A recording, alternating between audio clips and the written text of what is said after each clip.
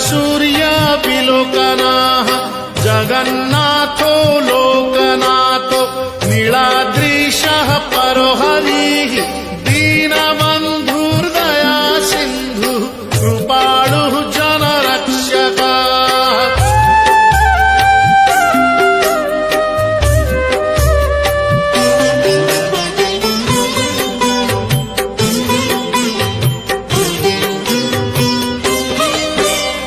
शम्भुपाणिः चक्रपाणिः पद्मनाभो नरोत्तमः जगतां पालको व्यापी सर्वव्यापी सुरेश्वरः लोकराजो देवराजः शक्रो भूपस्य भूपतिः नीलाद्रिपातिनाथश्च अनन्तः पुरुषोत्तमः।